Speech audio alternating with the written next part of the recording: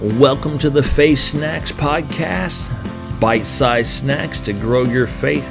I am your host, Chris Adams. Thank you for joining me, and let's get in today's program. Let's go old school Sunday school for a moment, and let's ask some Bible story questions. Why did the walls of Jericho fall?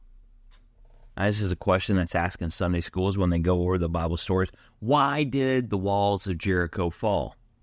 And if you know the Bible story, you're going to think, well, they were supposed to walk around the walls of Jericho 6 times and be quiet. On the 7th time, they're supposed to shout and be joyful and everything. So the walls of Jericho fell after they shouted. So the walls of Jericho fell because the children of Israel shouted. Right?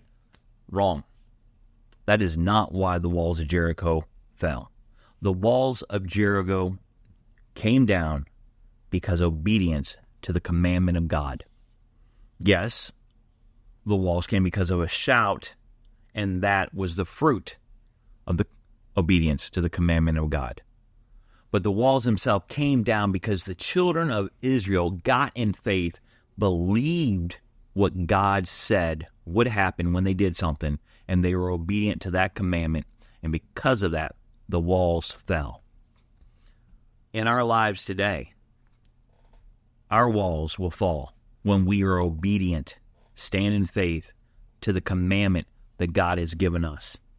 If you got something going on in your life, something that's coming against you, a wall in your life, you need to find out what the Word of God says for that specific situation. And the great thing is the Word of God is very general, and a lot of things in the Word of God can be applied to specific situations.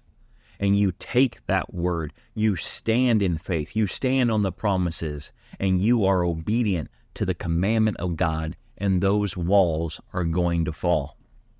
I encourage you, when you read the Word of God, don't just read one, pray before you read. Ask the Lord to reveal things to you that you've never seen before, some things that you can apply in your life, and then look as you're reading, not just for the things that were said. Especially when you're reading the Old Testament, don't just look at what was said and what happened. Look for the biblical principles behind the things that happened. So you can take those same biblical principles and apply them to your life and get the same results that the people in the Bible got. Be blessed. Have a great day. Stay with the Word and with the Spirit. Thank you for joining me. If you'd like to stay in touch or get connected, you can find me online at www.chrisadams.com, and there you can find all the different social media networks I am on. Thank you for joining me again, and I will see you back here next time.